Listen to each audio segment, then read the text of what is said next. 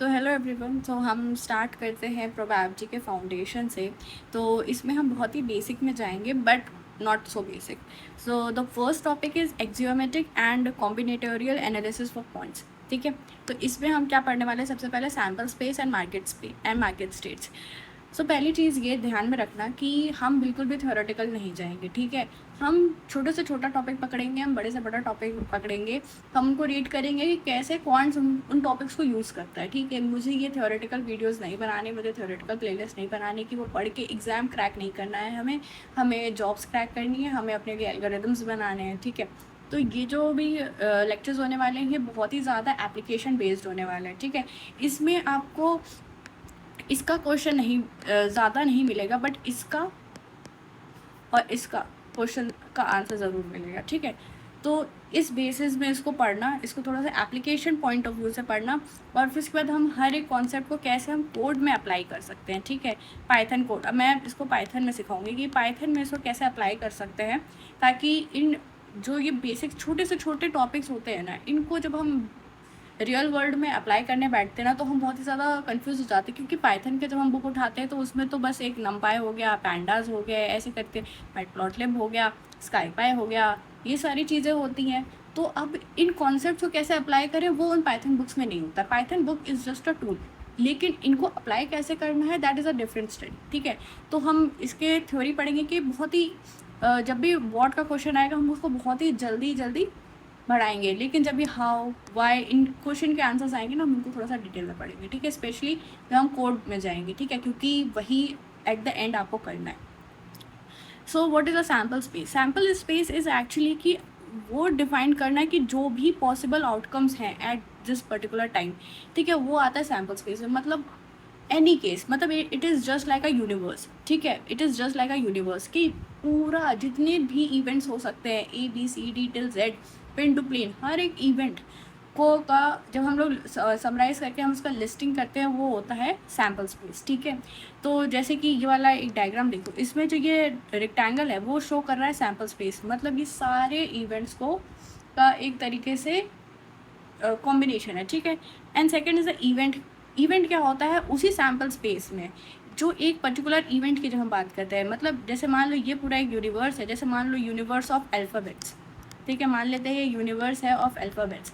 तो इवेंट्स क्या हो गए? इवेंट्स आ गए वर्ड्स या फिर कॉन्सोनेंट्स। ठीक है, तो ये इवेंट हो गया। तो अल्फ़ाबेट्स ये पूरा यूनिवर्स डिटेक्ट करेगा, और जो इवेंट होता है वो क्या करता है? वो एक पर्टिकुलर जब कोई कंडीशन फुलफिल हो रही है तो वो एक इवेंट में आ जाता है। ठीक है, फॉर एग्जांपल इसमें मैंने दिया है कि अगर कोई S&P जो इंडेक्स है, अगर उसका प्राइस जो है 2% से ज़्यादा ड्रॉप कर जाता है, तो उन सारे केसेस को हमने इवेंट में बना दिया। ठीक है, हो तो बहुत कुछ सकता है, लेकिन हमने एक यहाँ पे कंडीशन डिफाइन कर दी, तो वो हमारी इवेंट हो गई। ठीक है, अब हमें ये क्यों पढ़ना है? ठीक है, वाई हमें ये इतना छोटा सा टॉपिक जो शायद हम लोग ने 6-7 क्लास में पढ़ा है, तो उसको क्यों पढ़ना होता है? क्योंकि हमें जब हम लोग बैठेंगे ना कोड बनाने, या जब भी हम मार्केट में बैठते हैं, या फिर जब भी हम जॉब में जब हम मेन काम करते हैं, उसमें हमें इन सब चीज़ों को डिफ़ाइन करना पड़ता है कि आप सारी इवेंट्स को डिफ़ाइन करिए कि क्या बुल है, क्या बियर है, क्या साइडवेज है। इन सारे रेजीम्स को हमें डिफ़ाइन करना पड़ता है कि ये सारे पॉसिबल इवेंट्स हो सकते हैं। जब जब तक आपको यही नहीं पता है कि आपका सैम्पल स्पेस क्या है, आप काम किस में कर रहे हो, तब तक आप इवेंट्स कैसे डिफाइन करोगे, तब तक आप प्रोबेबिलिटीज़ कैसे डिफाइन करोगे। इसीलिए सैम्पल स्पेस को पढ़ना बहुत ज़्यादा ज़रूरी होता है।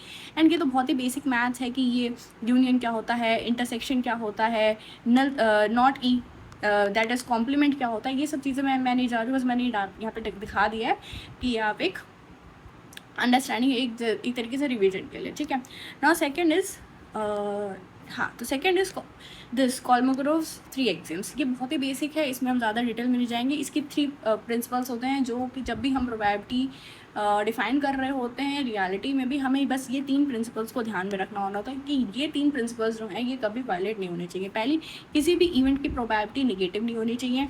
एंड और सारी प्रोबेबिलिटीज़, आपके सारे इवेंट्स को अगर मैं सबकी प्रोबेबिलिटीज़ को सम अप करूँगी तो उसका आंसर क्या आना चाहिए? हमेशा 1 आना चाहिए। ठीक है, ना इससे ज़्यादा ना इससे कम। अगर ज़्यादा आ रहा है तो इसका मतलब आपने प्रोबेबिलिटीज़ गलत डिफाइन करी, आपने ओवरस्टेट कर दी, और अगर कम आ रहा है तो या तो आपने सारे इवेंट्स नहीं डाले हैं या तो आपने प्रोबेबिलिटीज़ को अंडर एस्टिमेट किया है, ठीक है ना।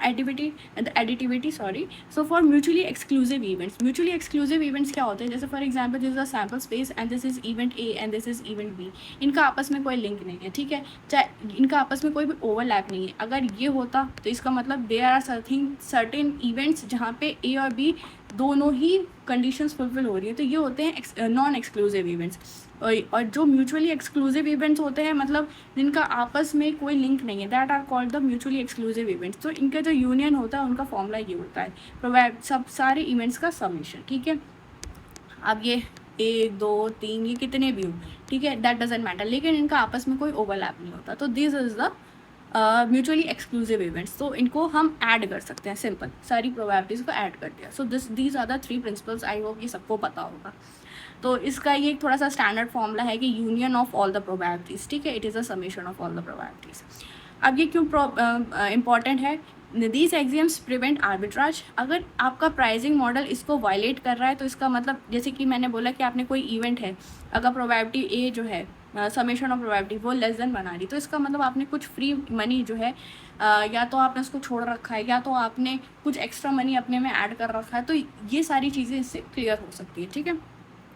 Now third thing is counting of portfolio choice. ये जो हम लोग ने पढ़े हैं ना कॉन्सेप्ट्स 10th 11th 12th, ऐसा लगता है कि बहुत ही बेसिक चीज़ें हैं, इनको क्या ही पढ़ना है, लेकिन जब आप कॉन्ट के इंटरव्यूज़ में बैठते हो ना, ये ही क्वेश्चंस में वो फंसाते हैं। ये आपसे ओरली पूछे जाते हैं कि what do you mean by this, not what do you mean by this, they will give you these kind of questions, ठीक है। आपको उनको तुरंत आंसर देना है, ये नहीं कि आपको चलो ठीक है इसका इज इक्वल्स टू अगर नहीं भी आ रहा है, फॉर एग्जाम्पल नहीं भी आ रहा है, अगर लेकिन आपको कॉन्सेप्ट पता है कि यहाँ पे परमिटेशन लगेगा, यहाँ पे कॉम्बिनेशन लगेगा, तो आप क्विकली बोल सकते हो कि हाँ ठीक है, फैक्टोरियल के टर्म्स में तो एटलीस्ट बोल सकते हो ना। तो आंसर अगर आप फैक्टोरियल के टर्म्स में दो, और वो डायरेक्टली ये भी नहीं, बहुत इतना सिंपल भी नहीं पूछेंगे, वो आपसे पूरा एक आपको एक सिचुएशन देंगे कि मान लो ऐसे ऐसे स्टॉक्स हैं एंड इन स्टॉक्स में से हमें टॉप 3 स्टॉक्स चाहिए, तो आप बताओ उनकी जैसे ये वाला क्वेश्चन मैंने लिखा हुआ है, हमें टॉप 3 स्टॉक्स चाहिए जिसमें से रैंकिंग ये होनी चाहिए 1 2 3 ऐसी रैंकिंग है और इन स्टॉक्स की, तो उस हिसाब से आप बताओ कि कितने कॉम्बिनेशंस बन सकते हैं। या फिर वो ऐसे पूछेंगे क्या इसकी प्रोबेबिलिटी क्या हो सकती है, तो प्रोबेबिलिटी निकालने के लिए क्या फॉर्मूला होता है कि नंबर ऑफ इवेंट्स, जो मतलब लाइकलीहुड ऑफ इवेंट की कितना मतलब सक्सेसफुल इवेंट्स, ठीक है, नंबर ऑफ सक्सेसफुल इवेंट्स की, वो जो हम लोग ने इवेंट आपने डिफाइन किया, तो वो कितनी बार किन किन इवेंट्स में किन किन उसमें इसको बेसिकली हम क्या कहेंगे, किन किन यस इवेंट्स में बोलेंगे, कौन कौन से इवेंट्स उन कंडीशन को सेटिस्फाई कर रहे हैं। जैसे कि मेरी एक कंडीशन है, ठीक है, ये कंडीशन कहती है फॉर एग्जांपल जैसे हम डाइस वाला गेम खेलते हैं कि डाइस वाले क्वेश्चंस होते हैं कि कि मेरा इवेंट है कि 3 से बड़ा नंबर होना चाहिए, ठीक है, तो दिस इज़ योर इवेंट। तो हमारे सेट कौन कौन से, अब जैसे इसमें 1 2 3 4 5 6 these are the events, these are the possible events, this is my sample space. अब इवेंट क्या कह रहा है कि 3 से बड़ा नंबर होना चाहिए, तो इसमें या फिर 3 के बराबर, तो हमारे पास 3 4 5 6, ठीक है, ये इवेंट्स आ गए, तो हमारे नंबर ऑफ सक्सेस कितनी हो गई 4, ठीक है, और टोटल नंबर इवेंट्स क्या हो गए 6, तो इससे आ गई हमारा प्रोबेबिलिटी। ये बेसिक कॉन्सेप्ट है। अब अगर हम उन्होंने ये पूछ दिया कि ऐसा बताओ, तो फिर अब आपको ये निकालना कि टोटल ऊपर जो न्यूमरेटर आता है कि नंबर ऑफ सक्सेस कितने हैं, हमारे नंबर ऑफ सक्सेसफुल इवेंट्स कितने हैं, तो वो निकालने के लिए आपको ये परम्यूटेशंस एंड कॉम्बिनेशन आना चाहिए, ठीक है, क्योंकि बहुत सारे क्वेश्चंस इसी ही सॉल्व होते हैं, ठीक है, यही इसी से आपका न्यूमरेटर निकल कर आता है, क्योंकि डिनोमिनेटर तो सबको पता होता है, पर न्यूमरेटर निकालना that is the only thing जो उसको करना होता है। सो परम्यूटेशन एंड कॉम्बिनेशन में क्या डिफरेंस होता है, जब भी आपको ऑर्डर निकालना होता है कि सीक्वेंस बहुत ज़रूरी है, नंबर 1 नंबर 2 नंबर 3, ये सीक्वेंस हमेशा मेंटेन रहे, ठीक है, और जो ग्रुपिंग करनी होती है कि नहीं हमें पोर्टफोलियो क्रिएट करना है, पोर्टफोलियो ऑफ 5 बेस्ट स्टॉक्स, जैसे कि इसमें मैंने निकाला कि 5 एसेट्स का पोर्टफोलियो निकालना है, ठीक है, जैसे इन्होंने बोला कि 500 स्टॉक्स है, जैसे हमारे निफ्टी 50 में 50 स्टॉक्स होते हैं और मैंने बोला कि मुझे 5 स्टॉक्स का पोर्टफोलियो क्रिएट करना है, तो कितने ऐसे कॉम्बिनेशंस बन सकते हैं, तो उसके लिए मैं कॉम्बिनेशंस का इस्तेमाल करूँगी, जिसका फॉर्मूला ये होता है, ठीक है, n factorial divided by r factorial multiply by n minus r factorial. तो दिस इज द फॉर्मूला जब भी हमको ग्रुपिंग क्रिएट करनी होती है, जब भी हमको क्लस्टर्स क्रिएट करना होता है, बट जब हमको रैंकिंग करनी होती है तो हम परम्यूटेशन का इस्तेमाल करते हैं, इसका फॉर्मूला होता है n factorial n minus r factorial, ठीक है, तो ये ध्यान में रखना है। Now pigeon hole principle, what is a pigeon hole principle? Pigeon hole principle का मतलब ये होता है, इसको बहुत ही वैसे जो लिखा है वो आप पढ़ सकते हो, बट इसको मैं बहुत ही हिंदी में बहुत ही सिंपल तरीके से समझाती हूँ। जैसे फॉर एग्जांपल यहाँ पे 5 होल्स हैं, ठीक है। एंड मेरे पास शॉट्स हैं 1 2 3 4 5 6 7 8 शॉट्स हैं। अब सबको एक साथ ही शॉट करना है, ठीक है, एक साथ ही फायर करना है, ठीक है। तो इसमें तो बहुत ही कॉमन सेंस क्या है कि इसमें से मतलब एटलीस्ट एक होल को एक से ज़्यादा फायर्स मिलेंगे, एक से ज़्यादा शॉट्स मिलेंगे, ठीक है।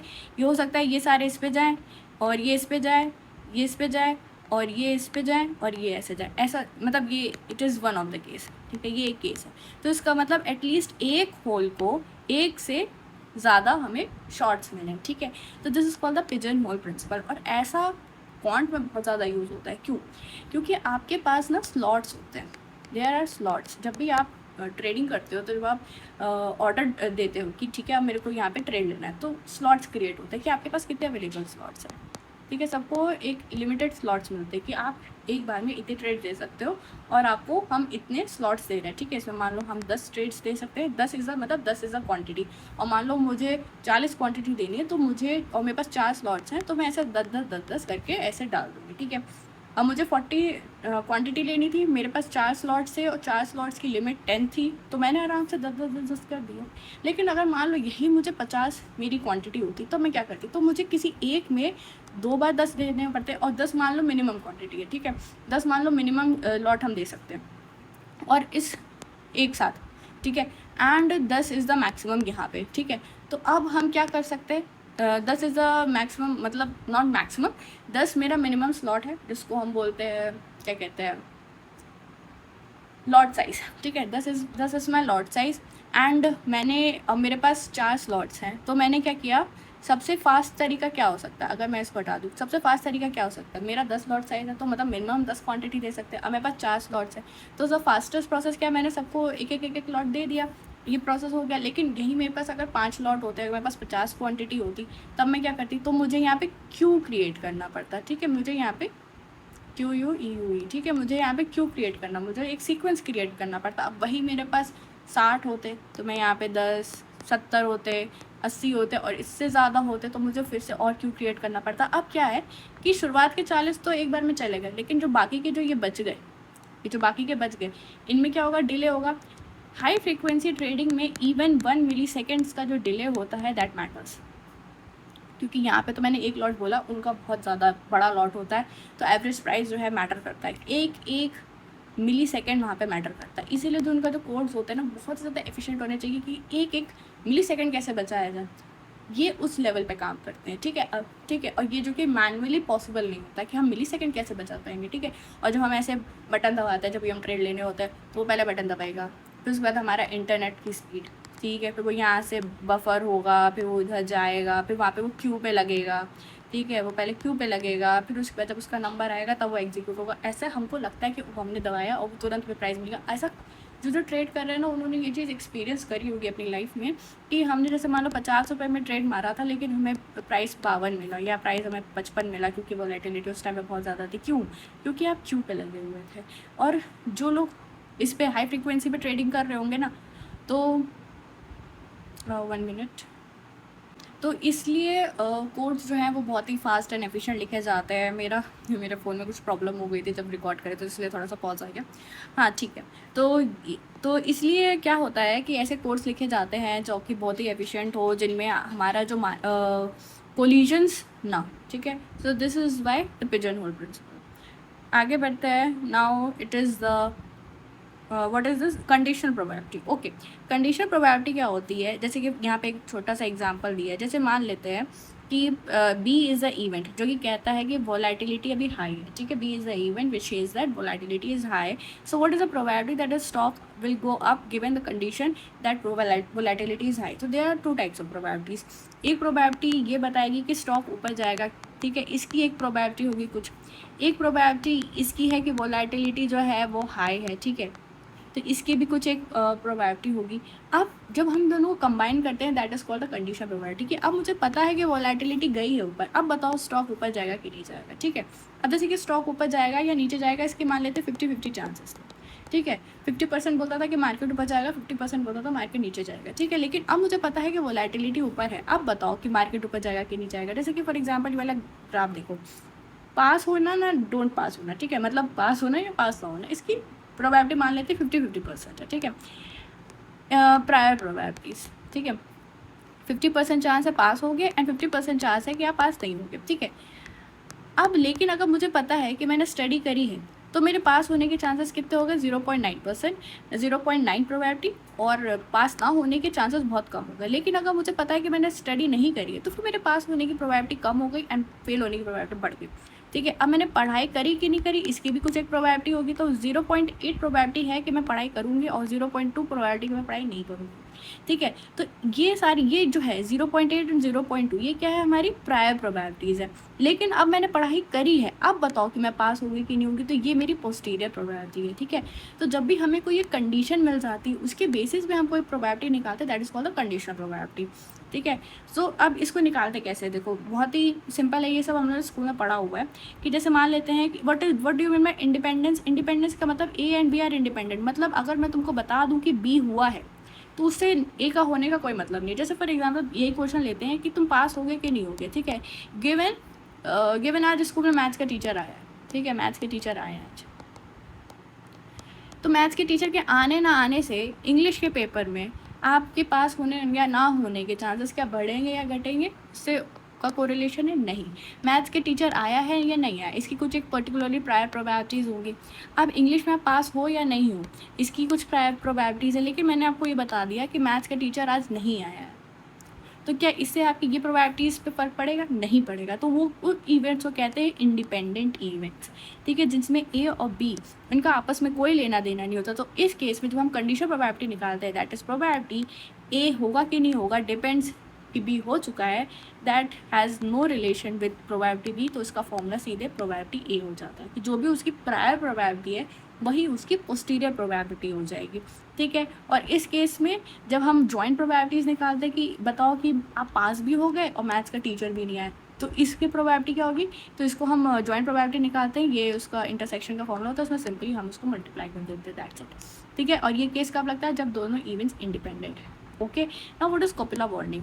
कपिला बॉन्डिंग एक तरीके से क्या हुआ था 2008 में, उससे पहले क्या हुआ था, ये एक शख्स हैं, इन्होंने क्या किया था, इन्होंने एक थ्योरी निकाली कि जब जो ये मॉर्टगेज डिफ़ॉल्ट्स होते हैं कि जो लोग मॉर्टगेज अपना पे नहीं करते हैं, तो इसकी जो प्रोबेबिलिटीज़ होती है, मतलब जब सब साथ में, मतलब देयर इज़ अ कंडीशन कि सबके सब जैसे 10 लोगों ने मॉर्टगेज लिया, 10 के 10 डिफ़ॉल्ट कर जाए, तो इनकी जो प्रोबेबिलिटीज़ हैं वो आपस में इंडिपेंडेंट होती है। मतलब अगर एक ने डिफ़ॉल्ट किया है तो दूसरा डिफ़ॉल्ट नहीं करेगा, या फिर करेगा या नहीं करेगा उसका इससे कोई लेना देना नहीं है, तीसरा डिफ़ॉल्ट करेगा उसका इससे लेना देना नहीं है। तो वो ही बोल रहा है कि जब भी क्राइसिस का टाइम आता है, जब भी क्राइसिस का टाइम आता है तो जो मॉर्टगेज डिफ़ॉल्ट्स हैं, जो इनकी प्रोबेबिलिटीज़ होती है वो इंडिपेंडेंट हो जाती है। बट 2008 में ये बॉन्डिंग जो थी, ये जो चीज़ थी, ये थ्योरी थी, फेल हो गई थी, वहाँ पे उल्टा हो गया था। क्या हुआ था 2008 में, जो फाइनेंशियल क्राइसिस जब आप पढ़ोगे या आपने पढ़ा होगा तो उसमें क्या होता है कि मॉर्टगेज सब ने देने से मना कर दिया था, सब ने मना कर दिया था कि we won't pay any mortgage, तो सब ने, and it created what, dominoes effect. आपको पता होगा डोमिनोज इफेक्ट, ये बहुत इंस्टाग्राम में चलता है कि ऐसे ऐसे ब्लॉग्स लगा देते हैं एंड एक गिरा तो सब गिर जाते हैं, that is called the Domino's effect. तो उस 2008 के फाइनेंशियल क्राइसिस में यही हुआ था कि जब एक ने मॉर्टगेज देने से मना किया तो सब ने देने से मना कर दिया एंड एट द एंड किसी ने भी मॉर्टगेज पे नहीं किया, सब ने डिफ़ॉल्ट कर दिया। तो this is called the Kapila bonding, ठीक है। तो non law of total probability, जो मैंने आपको बताया कि summation of all the probabilities, जैसे कि हमने बताया कि टोटल जैसे कि summation of all the probabilities of all that event. जैसे फॉर एग्जांपल प्रोबेबिलिटी ऑफ ए क्या है कि मार्केट क्रैश करेगा, ए इज़ द इवेंट कि मार्केट जो है वो क्रैश करेगा, ठीक है। अब मार्केट क्रैश करने के काफ़ी सारे रीजंस हो सकते हैं, there can be A reason, there can be B reason, there can be C reason, ठीक है। मान लेते हैं कि टोटल ऑल दीज, ये 3 ही ऐसे केसेस हैं जिन केसेस में मार्केट क्रैश होगा, ठीक है, हो सकता है, ठीक है। तो अगर ए हो गया या बी हो गया या सी हो गया और डी नहीं, यही टोटल है, टोटल यही 3 केसेस ऐसे हैं जिससे मार्केट क्रैश हो सकता है। तो हमने क्या किया, इन इवेंट्स की हमने प्रोबेबिलिटीज़ निकाली। प्रोबेबिलिटी ऑफ ए, सॉरी यहाँ पे ए ऑलरेडी है तो उसको हम जेड कर देते हैं। Probability of A, probability of B, probability of C, हमने सबकी प्रोबेबिलिटीज़ निकाली और फिर उसके बाद हमने उनका समेशन कर दिया। ठीक है, समेशन कैसे करना होता है, इसमें वेटेड सम करते हैं। ये नहीं है कि probability of A plus probability of B plus probability of C, ये नहीं कर सकते। क्यों? क्योंकि ये क्या बन जाएगा, ये तो हमारा एडिटिविटी प्रोबेबिलिटी बन जाएगी कि कोई भी एक इवेंट होने के, मतलब इनमें से कोई एक इवेंट होने की क्या प्रोबेबिलिटी है, that is this probability of A, probability of B, probability of C given. ये तीनों आपस में इंडिपेंडेंट है, मतलब इनका आपस में कोई लेना देना नहीं है, मतलब these are what, mutually exclusive events. तो अगर ये म्यूचुअली एक्सक्लूसिव इवेंट्स हैं तभी उस केस में ये वाला फॉर्मूला लगेगा। ठीक है, अगर फर्स्ट स्लाइड याद होगी तो समझ में आ रहा होगा। ठीक है, तो अगर ये म्यूचुअली एक्सक्लूसिव इवेंट्स है तो ये फॉर्मूला लगेगा। लेकिन हम यहाँ पे वेटेड सम की बात करें, हम यहाँ पे लॉ ऑफ टोटल प्रोबेबिलिटी की बात करें, हम यहाँ पे ए बी सी की बात नहीं कर रहे, हम यहाँ पे मार्केट क्रैश की बात कर रहे हैं। ठीक है, तो मार्केट क्रैश ही क्या प्रोबेबिलिटी। ठीक है, हम ये नहीं बोल रहे कि ए होगा या बी होगा या सी होगा, हम बोल रहे हैं मार्केट क्रैश की प्रोबेबिलिटी क्या है। मार्केट क्रैश कब हो सकता है, जब ये इवेंट्स होंगे। तो इसके लिए एक फॉर्मूला होता है दिस। इसका फॉर्मूला क्या है कि जैसे मान लो जैसे कि अब मैंने यहाँ पे z लिख दिया था, तो जैसे कि मान लो उस हिसाब से मैं ये लिख देती हूँ कि प्रोबेबिलिटी z होने की क्या प्रोबेबिलिटी है गिवन a हुआ है। ठीक है, इसका फॉर्मूला क्या है, इसका फॉर्मूला क्या है, probability of z intersection of a। ठीक है, प्रोबेबिलिटी ऑफ a। ठीक है, दिस इज योर ये फॉर्मूला होता है इसका। ठीक है, अब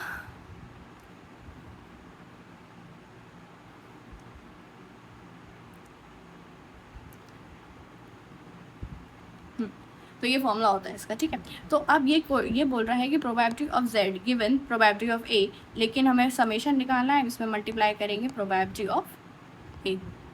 ठीक है, कि ये क्या है, ये आपकी प्रायर प्रोबेबिलिटी होगी, ये आपकी कंडीशनल प्रोबेबिलिटी होगी। ठीक है, दिस इज द, जब हम और ऐसे ही अब इसमें प्लस करोगे probability of z given probability of b multiply by probability of b, कि b क्या होगी, ये ए क्या हो गया, ये कि ए के होने के चांसेस कितने हैं, बी के होने के चांसेस कितने हैं, मल्टीप्लाई बाय उनकी कंडीशनल प्रोबेबिलिटी कि अगर ए हो गया है तो अब बताओ जेड के होने के चांसेस कितने हैं, बी हो गया है तो अब बताओ ए के होने जेड के होने के चांसेस कितने हैं। तो that is called the conditional probability. तो जब अब ऐसे ही हम इसमें सी भी ऐड कर देंगे तो हमें पता चल जाएगा मार्केट क्रैश होने की प्रोबेबिलिटी क्या है।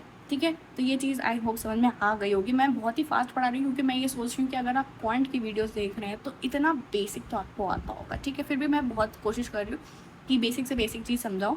So this is called the law of total probability. Law of total probability states that कि अगर किसी इवेंट के होने की प्रोबेबिलिटी निकालनी है तो उस इवेंट के होने के जितने भी कॉजेज़ हैं आप उनको लिस्ट डाउन करो, उन सब की प्रोबेबिलिटीज़ निकालो एंड फिर उसके साथ इस इवेंट की कंडीशन प्रोबेबिलिटीज़ निकालो, दोनों को मल्टीप्लाई करो, दोनों को फिर उसके बाद सबका समेशन करके वेटेड सम निकाल के जो भी प्रोबेबिलिटी आएगी that will be the probability of an event. So अब हम आते हैं बेस थ्योरम में। ठीक, सो बेस थ्योरम में तीन चीज़ें इंपॉर्टेंट होती है, that is a likelihood, prior and evidence. What is this? Prior क्या होता है कि वो प्रोबेबिलिटीज़ जो कि एकदम रॉ प्रोबेबिलिटीज़ है, मतलब अभी हमें कुछ भी नहीं पता है, कोई भी इवेंट नहीं पता क्या हुआ क्या नहीं हुआ, लेकिन फिर भी हमें कुछ उन इवेंट्स के होने के चांसेस पता है कि ये इवेंट होने के चांसेस इतने हैं, इसके होने के इतने हैं, इसके होने के इतने हैं। तो इनको कहते हैं एक तरीके से जो रॉ प्रोबेबिलिटीज़ होती हैं जो किसी पे भी डिपेंड नहीं होती हैं। यहाँ पे लिखा है you believe before seeing any new data. कोई भी नया डेटा देखने से पहले अगर आपको पता है कि हाँ ठीक है हमें अभी कुछ नहीं पता है अभी क्या चल रहा है, लेकिन अभी तक हमारे पास एग्जिस्टिंग डेटा जितना है, ठीक है, एग्जिस्टिंग डेटा जितना है उसके बेसिस पे क्या प्रोबेबिलिटीज़ बनती हैं उनको हम प्रायर प्रोबेबिलिटीज़ कहते हैं। ठीक है, या फिर प्रायर कहते हैं। ठीक है, now second is the evidence. What is evidence? Evidence मतलब वो चीज़ जो जो यहाँ पे ये न्यू डेटा लिखा हुआ है ना, वही एविडेंस है। कि मतलब ये कोई जो नई चीज़ हमें मार्केट में या हमारे आंखों के सामने आई है, that is called an evidence. ठीक है, जो चीज़ ऑलरेडी हो चुकी है, क्या हो गया, या जो चीज़ ऑलरेडी हो चुकी है, ठीक है, that is called an evidence. ठीक है, इसके और जो ये चीज़ हुई है, ठीक है, अब तो ये ट्रू हो गया है, लेकिन एक टाइम पे ये समझ लो ये एक सिचुएशन होगी जिसकी कुछ खुद की भी एक प्रोबेबिलिटी होगी। अभी ये ट्रू हो गया है लेकिन इसकी खुद की भी तो एक प्रायर प्रोबेबिलिटी होगी, तो उस प्रायोरिटी को मतलब इस इवेंट की प्रायोरिटी को हम एविडेंस कहते हैं। It is also a prior, it is also a probability. ठीक है, लेकिन ये उस चीज़ की प्रोबेबिलिटी है जो इवेंट ऑलरेडी हो चुका है। जैसे फॉर एग्जांपल अगर मैंने बोला कि डाइस रोल करते हैं, ठीक है, जिसमें 1 से लेकर के 6 तक के नंबर आते हैं। अब मुझे पता है कि प्रोबेबिलिटी ऑफ 5 नंबर, ठीक है, पाँचवा नंबर आने की क्या प्रोबेबिलिटी है, 1/6, और मैंने डाइस रोल करी और 5 आ गया, ठीक है। अब ये इवेंट ट्रू हो चुका है, लेकिन इसकी एक एग्जिस्टिंग प्रोबेबिलिटी है 1/6, वो तो रहेगी ना। ये इवेंट भले ट्रू हो गया उसी चीज़ को, तो अब ये जो 1/6 क्या हो गया, ये हमारा एविडेंस हो गया, ठीक है ना, इट इज़ एन एविडेंस। दो 5 आ चुका है, लेकिन 1/6 स्टिल उसकी एक प्रायर प्रोबेबिलिटी है, तो हम उसको एविडेंस में लेकर आएंगे, ठीक है। तो जो इवेंट ऑलरेडी हो चुका होता है उसकी प्रायर प्रोबेबिलिटी को हम एविडेंस कहते हैं, ठीक है। And the third is a likelihood. Likelihood क्या है कि आपका डेटा कितना अच्छे से फिट हो रहा है। इसको अगर हम बेसिकली ये थियोरेटिकल डेफिनेशन से हट के हम उसमें आते हैं।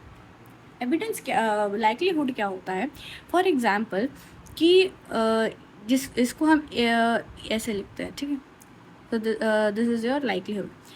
जैसे फॉर एग्जांपल दिस इज, ये आपको समझ में आ रहा होगा, ये कंडीशनल प्रोबेबिलिटी है कि एच हो चुका है, फिर ई के होने के क्या चांसेस हैं, ठीक है। और ये इससे उल्टा होता है, ठीक है। जो भी ये क्या है आपकी पोस्टीरियर प्रोबेबिलिटी, और ये है आपका लाइक्लीहुड, और ये है आपका एविडेंस, और सॉरी ये है आपके प्रायर, और ये है आपका एविडेंस, ठीक है। तो इसमें आई गेस कि प्रायर और एविडेंस में तो कोई डाउट नहीं होगा, ठीक है। अब हम लाइक्लीहुड और पोस्टीरियर समझते हैं। पोस्टीरियर क्या होता है, पोस्टीरियर हमसे बोल रहा है कि मुझे एक चीज़ की प्रोबेबिलिटी बताओ कि मान लेते हैं कि एक इवेंट है जो कि ऑलरेडी हो चुका है, दैट इज़ दिस, तो अब बताओ एच के होने के क्या चांसेस हैं, ठीक है। उससे हमसे पूछा, मैंने कहा ठीक है मैं बता दूंगी, लेकिन मुझे पहले ये बताओ इसका उल्टा क्या है, मतलब वो कितने केसेस हैं। जैसे इसमें ये वाला जो मेरा ये वाला क्वेश्चन, ये वाला सिनेरियो है कि स्टॉक के ऊपर जाने के 60% चांसेस होते हैं, that is your prior probability, ठीक है। कि स्टॉक ऊपर जाएगा उसकी प्रायर प्रोबेबिलिटी में पता है 60%, ठीक है। और एक सिग्नल जो है ऑलरेडी अकर कर गया है, तो इस सिग्नल की भी कुछ प्रोबेबिलिटी होगी, ठीक है। मान लेते हैं सिग्नल की प्रोबेबिलिटी थी 25%, ठीक है। मान लिया कि एक सिग्नल जनरेट होने की, यहाँ पे लिख देती हूँ, एक सिग्नल जनरेट होने की प्रायर प्रोबेबिलिटी थी 25% फॉर एग्जाम्पल, और अब वो सिग्नल जनरेट हो चुका है, अब वो ट्रू हो चुका है, लेकिन इसकी अभी भी कोई प्रोबेबिलिटी थी दैट इज़ 25%, तो ये हमारा प्रोबेबिलिटी ऑफ ई क्या हो गया, वो हो गया 25%,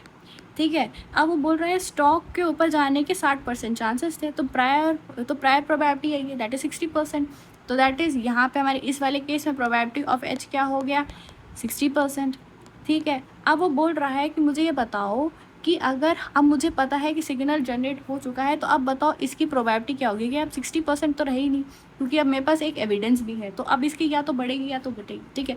अब वो कह रहा है हमें पॉजिटिव सिग्नल मिला है, तो ऑफकोर्स ये 60% से बढ़नी चाहिए।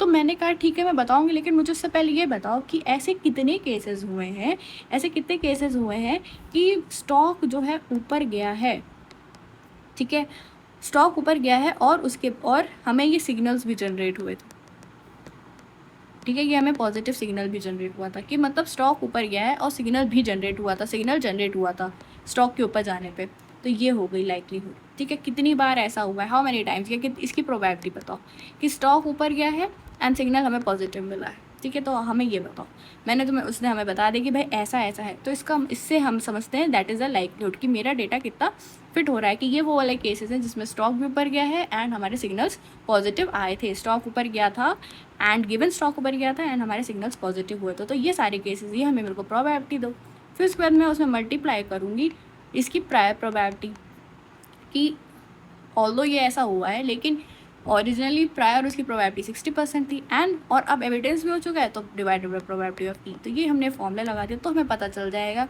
कि अगर सिग्नल जनरेट हुआ है तो अब स्टॉक के ऊपर जाने के क्या चांसेस हैं। तो this is called the Bayes theorem, ठीक है। तो ऐसे हम बेस थ्योरम को कैलकुलेट करते हैं, और ये कंडीशन प्रोबेबिलिटी निकालने का तरीका मैंने ऑलरेडी बता दिया है पिछली स्लाइड पे, तो वो कंसिडर कर लीजिएगा। तो this is what a Bayes theorem and it is very important, ठीक है। क्योंकि मान लेते हैं जैसे कि ये आना यहाँ पे पढ़ते हैं, जैसे कि मान लेते हैं कि रिटर्न्स एसेट के, जैसे मान लो एक ए एसेट है, ये एक बी एसेट है, ये सी एसेट है, इसके रिटर्न्स 10, इसके रिटर्न्स अच्छे आएंगे, ये जो भी डिस्ट्रीब्यूशन हमने बी पर इसका निकाल लिया, इसका 8% निकाल दिया और इसका मान लेते हैं 7% है, ठीक है। ये हमें पता है ये होने वाला है बेस्ड ऑन एग्जिस्टिंग डेटा, कि जो मेरे पास एग्जिस्टिंग डेटा है मैंने उसको कैलकुलेट करके इनकी प्रोबेबिलिटीज़ निकालने की, इनके रिटर्न्स कैसे आने वाले, फिर उसके बाद मुझे एक डेटा मिलता है।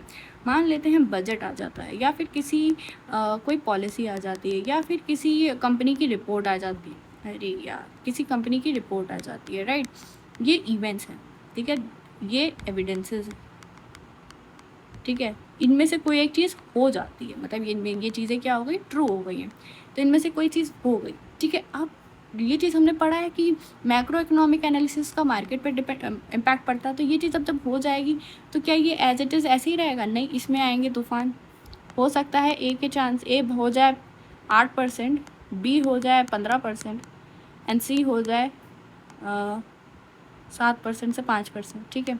ये इन पॉलिसी का इम्पैक्ट इनमें ये पड़ा है। तो ये जो इम्पैक्ट पड़ता है ना, कि ये जो चेंज आते हैं प्रायर से पोस्टीरियर में, जो चेंजेस आते हैं due to certain an event, तो that is called an base pipeline, ठीक है। अब हमें ये रिसीव हुआ डेटा, अब हमने बेस थ्योरम अप्लाई किया, और बेस थ्योरम जो हमने ये वाला फॉर्मूला है हमने अप्लाई किया। इस फॉर्मूले को अप्लाई करने के बाद अब हमारी ये जो पोस्टीरियर प्रोबेबिलिटीज़ आई हैं, हमने पोस्टीरियर प्रोबेबिलिटीज़ निकाली।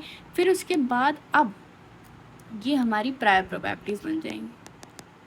अब ये मेरी प्रायर प्रोबेबिलिटीज़ है, अभी ये थी, क्योंकि ये क्या बोल रहा है, एग्जिस्टिंग डेटा। अब ये मेरा डेटा हो चुका है, तो अब ये एग्जिस्टिंग डेटा हो जाएगा। अब ये एग्जिस्टिंग डेटा हो जाएगा, तो अगर ये एग्जिस्टिंग डेटा है तो ये प्रोबेबिलिटीज़ क्या हो गई, अब ये मेरी प्रायर प्रोबेबिलिटीज़ हो गई। अब उसके बाद फिर जब तक कोई नया डेटा नहीं आ जाता तब तक ये प्रायर रहेगी। फिर कोई अगर डेटा आ जाता है देन फिर हम बेस थ्योरम लगाएंगे, और फिर उसके बाद हम पोस्टीरियर प्रोबेबिलिटी कैलकुलेट करेंगे। तो it is a kind of A loop, ठीक है। तो ये पाइपलाइन होती है। अब हमने जितना भी पढ़ा है, हम उन सारी पढ़ाई को, हम उन सारे फॉर्मूलेज़ को हम अब एल्गोरिदम्स में कन्वर्ट करेंगे, और मैं यूज़ करने वाली हूँ पाइथन। अगर आप C++ में इंटरेस्टेड हो या R में इंटरेस्टेड हो तो ये अभी मैं कवर, अभी के लिए एटलीस्ट मैं कवर नहीं कर रही हूँ, अभी मैं पाइथन में कवर कर रही हूँ। लेकिन अगर आप पाइथन समझोगे तो आपको C++ समझने में ज़्यादा या आर समझ में ज़्यादा दिक्कत नहीं आएगी। क्यों? क्योंकि दो इनके सिंटैक्स एरर्स थोड़े अलग होते हैं, लेकिन जो बेसिक अंडरस्टैंडिंग होती है ना, वो हर एक कोडिंग की सेम रहती है। और मैंने ये तीनों पढ़े हैं, तो मुझे ये तीनों बहुत ही ज़्यादा सिमिलर लगते हैं, ठीक है।